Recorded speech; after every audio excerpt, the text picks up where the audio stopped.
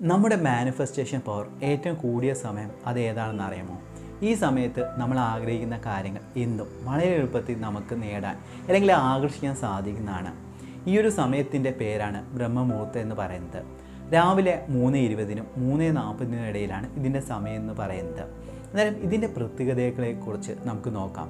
ബ്രഹ്മാവ് എന്ന് പറയുന്നത് ഹിന്ദു മിത്തോളജി പ്രകാരം ക്രിയേഷൻ്റെ ദൈവമാണ്. അതായത് സൃഷ്ടിക്കുക എന്നുള്ളതാണ് ബ്രഹ്മാവിൻ്റെ ജോലി. ത്രിമൂർത്തികളിൽ ഒരാളാണ് ബ്രഹ്മാവ് എന്ന് പറയുന്നത്.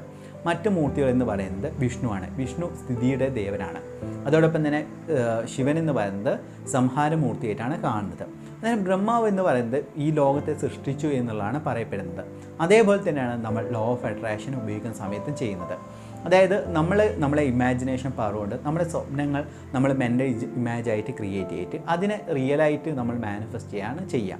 ഇതിൻ്റെ മറ്റ് പ്രത്യേകതകൾ എന്ന് പറയുന്നത് നമ്മളിപ്പം പറഞ്ഞല്ലോ, നമ്മുടെ മനസ്സ് ശാന്തമാകുന്ന സമയത്താണ് ഏറ്റവും കൂടുതൽ മാനിഫെസ്റ്റേഷൻ പവർ കൂടുക. ഈ ഒരു പുലർച്ചെയുള്ള സമയം എന്ന് പറയുന്ന സമയത്ത് നമ്മുടെ ചിന്തകളുടെ അളവ് വളരെ കുറവായിരിക്കും. അതോടൊപ്പം തന്നെ പ്രകൃതിയിലെല്ലാം തന്നെ ശാന്തമായിട്ടുള്ള അവസ്ഥയായിരിക്കും. ഈ പ്രപഞ്ചത്തിൽ അതായത് ആകാശ തത്വത്തിൻ്റെ അളവ് കൂടുതലായതുകൊണ്ട് തന്നെ നമ്മളെ മെൻ്റൽ സ്റ്റേറ്റും എല്ലാം തന്നെ വളരെ സപ്പോർട്ടീവായിട്ടുള്ള ഒരു ടൈമാണ് ഈ ഒരു ബ്രഹ്മമുഹൂർത്തം എന്ന് പറയുന്നത്. ഈ ഒരു ടൈമിൽ നമ്മൾ എന്താണോ ആഗ്രഹിക്കുന്നത് അത് വളരെ എളുപ്പം നടക്കാനുള്ള ഒരു കാരണം ഞാൻ പറഞ്ഞതുപോലെ തന്നെ ഈ പിന്നെ പ്രപഞ്ചത്തിൽ നിറഞ്ഞിരിക്കുന്ന ഓക്സിജൻ്റെ അളവ് കൂടുകയാണ്. ഓക്സിജൻ്റെ അളവ് കൂടുന്ന സമയത്ത് നമ്മളെ ബ്രീത്തിങ്ങും അതോടൊപ്പം തന്നെ മനസ്സ് ശാന്തമാകുകയാണ് ചെയ്യുക. ഇപ്പോൾ ഉദാഹരണത്തിന് നിങ്ങൾ ഏതെങ്കിലും രീതിയിൽ പുകയോ കാര്യങ്ങളോ നിങ്ങൾ ശ്വസിക്കുകയാണെങ്കിൽ നിങ്ങളുടെ മനസ്സ് അശാന്തമാവും. കാരണം അവിടെ നമ്മുടെ ശ്വാസകോശത്തിലേക്ക് ഓക്സിജൻ്റെ അളവ് കുറയുന്നതുകൊണ്ടാണ്. ഇവിടെ ബ്രഹ്മമുഹൂർത്തത്തിൽ ഓക്സിജൻ്റെ അളവ് വളരെ കൂടുതലായിരിക്കും. നമുക്ക് നല്ല രീതിയിലുള്ള ഓക്സിജൻ അല്ലെങ്കിൽ ഓക്സിജൻ്റെ പവർ അല്ലെങ്കിൽ ഓക്സിജൻ്റെ എനർജി നമുക്ക് ലഭിക്കുന്നതാണ്. മറ്റൊരു പ്രത്യേകത എന്ന് പറയുന്നത് യൂണിവേഴ്സുമായിട്ട് അല്ലെങ്കിൽ യൂണിവേഴ്സൽ എനർജീസ് എപ്പോഴും കണക്ട് ചെയ്യുന്ന ഒരു സമയം കൂടിയിട്ടാണ് ബ്രഹ്മമുഹൂർത്തം എന്ന് പറയുന്നത്. നമ്മളെ ഒരു യൂണിവേഴ്സൽ എനർജി നമ്മുടെ ശരീരത്തിലേക്ക് നിറയുന്നു എന്നുള്ളതാണ് എനിക്ക് മനസ്സിലാക്കാൻ സാധിച്ചത്. ഇപ്പം ഞാൻ തന്നെ നോക്കുന്ന സമയത്ത് ഈ ഒരു 3-നും 4-നും ഇടയിലാണ് ആക്സിഡൻറ്റ്സ് എല്ലാം തന്നെ സംഭവിക്കുന്നത്. അതായത് നമ്മളിലേക്ക് ഒരു യൂണിവേഴ്സൽ എനർജി അല്ലെങ്കിൽ നമ്മുടെ ശരീരത്തിന് വിശ്രമം ആവശ്യമുള്ള സമയമാണ്.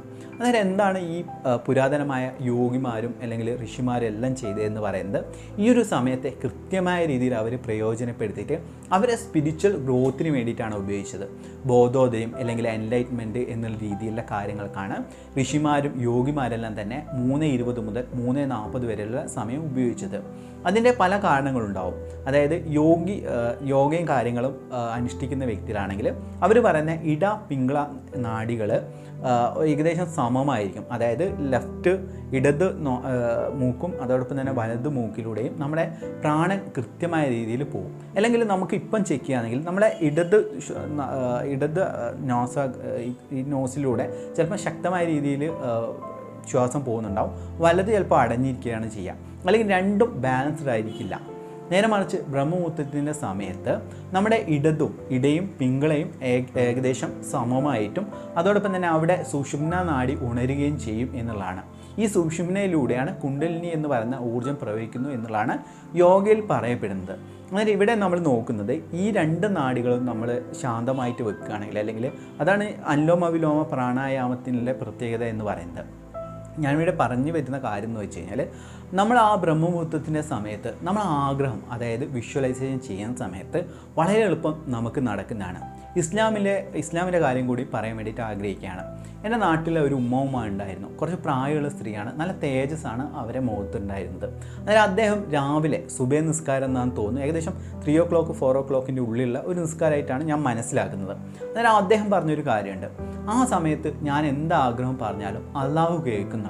കാരണം പ്രപഞ്ചവുമായിട്ട് അല്ലെങ്കിൽ അള്ളാഹുമായിട്ട് കണക്ട് ചെയ്യാൻ പറ്റുന്ന ഒരു സമയമായിട്ടാണ് ആ ഒരു ഉമ്മാമ കാണുന്നത്. കാരണം അദ്ദേഹത്തിൻ്റെ പല കാര്യങ്ങളും, അദ്ദേഹത്തിന് നല്ല ലൈഫാണ്, മക്കളെല്ലാം തന്നെ ഉയർച്ചയിലേക്ക് വന്നിട്ടുണ്ട്. അതായത് അദ്ദേഹം പറഞ്ഞത്, ആ സമയത്താണ് ഞാൻ മക്കൾക്ക് വേണ്ടിയിട്ടും എൻ്റെ ചുറ്റുള്ളവർക്ക് വേണ്ടിയും പ്രാർത്ഥിക്കുക, അതെല്ലാം തന്നെ നടക്കുന്നുണ്ട് മോനെ എന്നാണ് എൻ്റെ കൂടി പറഞ്ഞത്. അതായത് നോക്കുന്ന സമയത്ത് ഇത് ബ്രഹ്മമുഹൂർത്തമായിട്ട് അല്ലെങ്കിൽ ബ്രഹ്മമുഹൂർത്തം എന്ന് പറഞ്ഞ സമയമായിട്ട് നമുക്ക് കണക്ട് ചെയ്യാൻ സാധിക്കുന്നതാണ്. അതേപോലെ തന്നെ നിങ്ങൾ ഏതെങ്കിലും രീതിയിൽ സ്പിരിച്വൽ സാധനാസോ അല്ലെങ്കിൽ എന്തെങ്കിലും ചെയ്യുകയാണെങ്കിൽ കുറച്ച് ദിവസം ബ്രഹ്മമുഹൂർത്തത്തിൽ എഴുന്നേറ്റിട്ട് നിങ്ങളൊന്ന് പ്രാക്ടീസ് ചെയ്ത് നോക്കുക. നിങ്ങളുടെ കാര്യങ്ങളെല്ലാം തന്നെ നടക്കുന്നതായിരിക്കും. അതോടൊപ്പം തന്നെ നമ്മളെ നിങ്ങളുടെ ജീവിതത്തിൽ വലിയ മാറ്റങ്ങൾ ഉണ്ടാവട്ടെ എന്ന് പ്രാർത്ഥിക്കുകയാണ്. നമ്മളെ ലോ ഓഫ് അട്രാക്ഷൻ്റെ 365 ദിവസത്തെ ക്ലാസ്സിൽ ഇതുവരെ ജോയിൻ ചെയ്തിട്ടില്ലെങ്കിൽ താഴെ കമൻറ്റ് ബോക്സിലും ഡിസ്ക്രിപ്ഷൻ ബോക്സിലും നമ്മൾ അതിൻ്റെ ലിങ്ക് കൊടുത്തിട്ടുണ്ട്. നിങ്ങൾക്ക് കഴിയുമെങ്കിൽ ജോയിൻ ചെയ്യാൻ വേണ്ടി ശ്രമിക്കുക. Thank you so much.